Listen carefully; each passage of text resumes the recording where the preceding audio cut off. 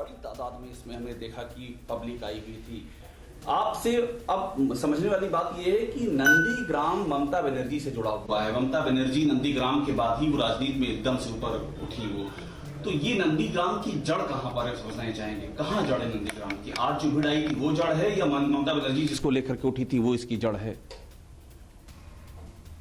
देखिए, नंदीग्राम का हम जनता यही असली ताकत है।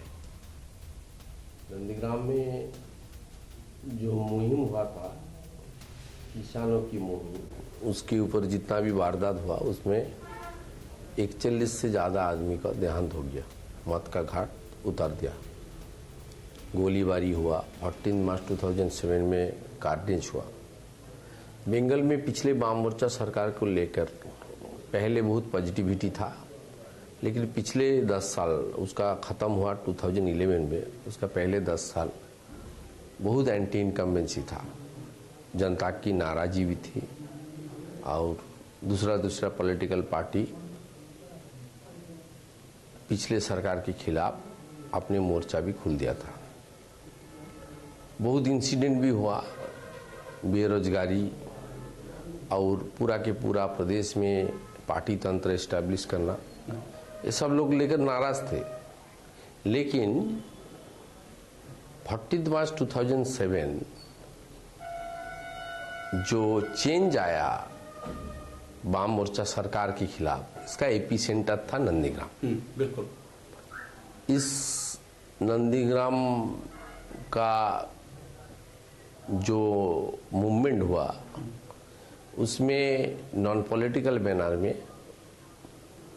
अलग अलग पॉलिटिकल पार्टी, अलग अलग मंच एक साथ मिलकर पिछले सरकार के खिलाफ और एंटी लैंड जो किसानों की जमीन है उसका जो बलपूर्वक एक्विजिशन करने का जो नोटिस था उसका खिलाफ मुहिम हुआ था।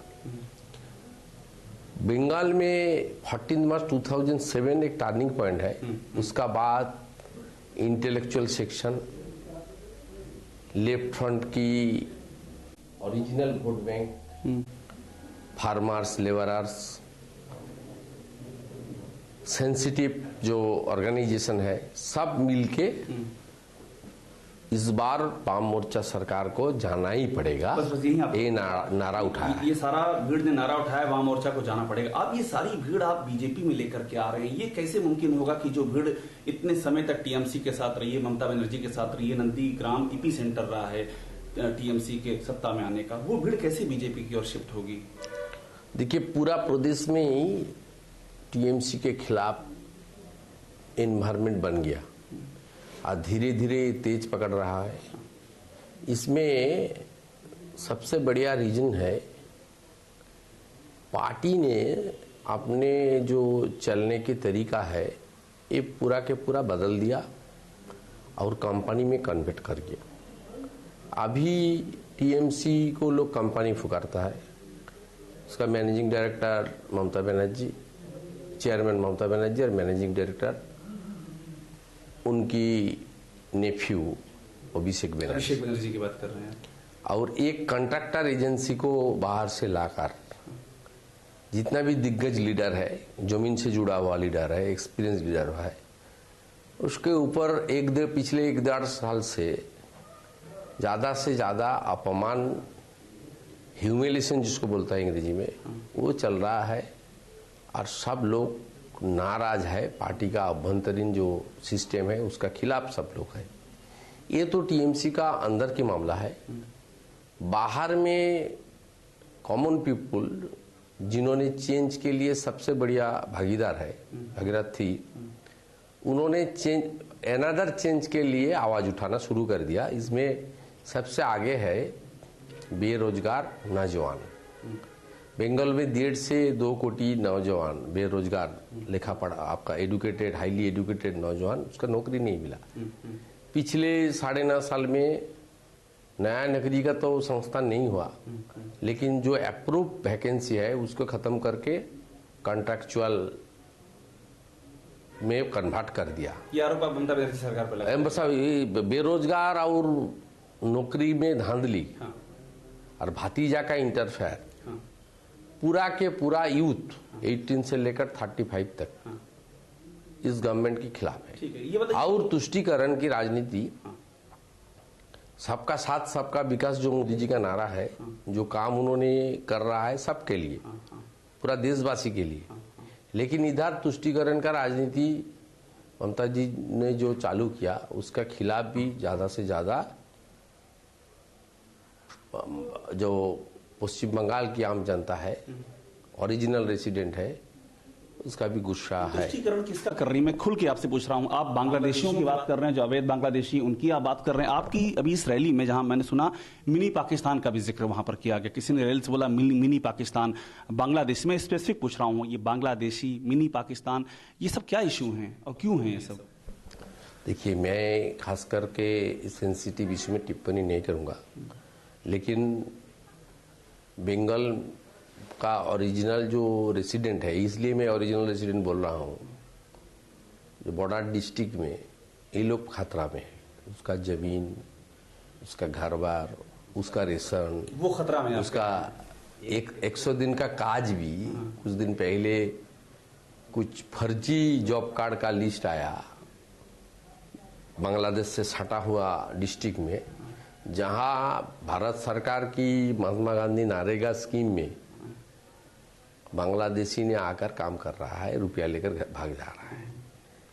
ये सब तो बंगाल की जो ओरिजिनल रेसिडेंट है उसका तो गुस्सा धीरे आप कह धीरे। रहे हैं कि वो खतरे में, तो कौन सा है इन बांग्लादेशियों को जो फर्जी जॉब कार्ड बना रहे हैं, जिसकी आप बात कर रहे हैं? तो ये तो जिम्मेदारी सरकार का है, तो जो सिस्टम है उसमें स्टेट गवर्नमेंट का जिम्मेदारी है। क्या वोट बैंक है इसलिए?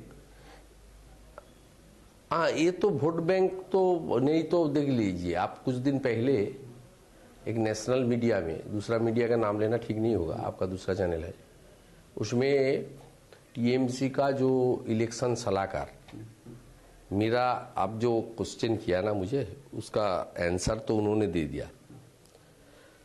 जो प्रशांत किशोर जी ने इंटरव्यू आया है, आप देखा, उसमें उन्होंने क्लियर बोला जी, बीजेपी को 70% लेकर चुनाव में लड़ना पड़ेगा, हम लोग तो 100% के ऊपर चुनाव लड़ेगा। ये 30% कौन है ये डिस्क्लोज नहीं किया, लेकिन समझदार का तो इशारा ही काफी। आप बताइए 30% कौन है? आपसे बेहतर कौन जानता है इस इलाके को जहां बैठे हुए हैं? जो भारतीय है वो सब मोदी जी का साथ जुड़ा हुआ है, और मोदी जी का जो काम देखिए, PMY prime minister Awas Yojana, इधर ममता जी ने नाम बदल दिया बांग्ला आवास योजना, लेकिन उसका फायदा तो सबको मिल रहा है, सब कास्ट क्रीड सब कम्युनिटी लोग को मिल रहा है। जो आयुष्मान भारत बंगाल से छोड़कर पूरा देश में चल रहा है, उसका तो सीधा के सीधा फायदा सब भारतीय को मिलता है। PM किसान सम्मान निधि योजना, उसमें तो 9 करोड़ किसान को रुपया मिल रहा है पिछले 2 साल से, उसमें तो कोई भेदभाव नहीं है। देखिए, लॉकडाउन जब शुरू हुआ था, पहले 3 महीना फ्री मुफ्त गैस,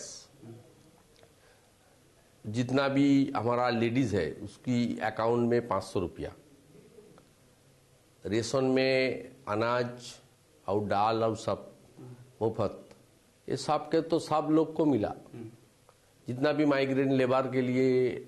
अगर वो सबको मिला, जो आप कह रहे हैं, आप कह रहे हैं सबको मिला, सब लोग एंजॉय। फिर वो 30% कौन है जिनकी वो बात कर रहे हैं? जो बोला उसको बोला चाहिए। बंगाल में तो बढ़िया इशू हो गया, ये मुद्दा बन जाएगा, मुद्दा बन गया, लोग तो पूछ रहा है जो 30% कौन है उसको ही पता ना पड़ेगा। वही तो सब मुद्दा बन गया बंगाल के चुनाव में। डब तो तुष्टीकरण तो इसलिए ही तो हम लोग बोल रहा है, लेकिन समझदार लोग इस बार चेंज के पक्ष में वोट देगा। बेरोजगारी और कुशासन, भ्रष्ट शासन और भतीजा का तोलाबाजी, काटमानी सिंडिकेट, इसका खिलाफ एक मुद्दा देखिए। तो विनय मिश्रा का घर रेड हुआ, विनय मिश्रा का, हाँ विनय जो, हाँ लेकिन नहीं, वो उसका घर रेड हुआ। विनय मिश्रा जी कौन है, उसका पास स्टेट सिक्योरिटी था, तो गवर्नमेंट को जिम्मेदारी लेना चाहिए। उन्होंने भतीजा का जुबा ऑर्गेनाइजेशन में वाइस प्रेसिडेंट 2013 में, हाँ कुछ दिन पहले जब जुलाई में जुबा कमेटी, यूथ कमेटी डिक्लेयर किया, तब 7th 9th जनरल सेक्रेटरी है जुबा का यूथ का प्रेसिडेंट अभिषेक बनर्जी है, उसका 7th नंबर है विनय मिश्रा, उसका पास 4 से 6 स्टेट सिक्योरिटी का पर्सनल डिप्लॉयड है। ये तो पूरा के पूरा पिक्चर क्लियर हो गया। जो गाय का तस्करी, गाय की तस्करी का आरोप लगा रहे हैं आप? हाँ, गाय का तस्करी तो एनामुल बोल के जो अरेस्ट हुआ है, हाँ। वो तो गाय का तस्करी तो जितना बांग्लादेश से सटे हुआ डिस्ट्रिक्ट है उसमें तो एक्सपोज हो गया, ऑलरेडी अरेस्ट हुआ। और उससे अभिषेक बनर्जी का जुड़ा हुआ है, आप ये आरोप लगा रहे हैं? नहीं, कौन आरोपी है एजेंसी के बोलना अच्छा विनय है। मिश्रा तो आप बोल रहे हैं। विनय मिश्रा तो चला गया, वो तो रिस्पॉन्सिबिलिटी तो उसका लेना चाहिए। विनय मिश्रा और अभिषेक बनर्जी का आपस में रिश्ता है, पॉलिटिकल रिलेशन तो है, तो डॉक्यूमेंटरी एविडेंस। अगर आपकी सरकार आती तो आप क्या कार्रवाई करेंगे इस पर, जो बातें आज आप उठा रहे हैं? देखिए, बीजेपी का सरकार आने से बीजेपी का जो आइडियोलॉजी है वो 2014 से आज तक सेंट्रल गवर्नमेंट के खिलाफ, पिछले यूपीए गवर्नमेंट 10 साल में, आगे का बात छोड़ दीजिए, 10 साल में कितना स्कैम सामने आया। हर साल में 4-5 स्कैम सामने आया।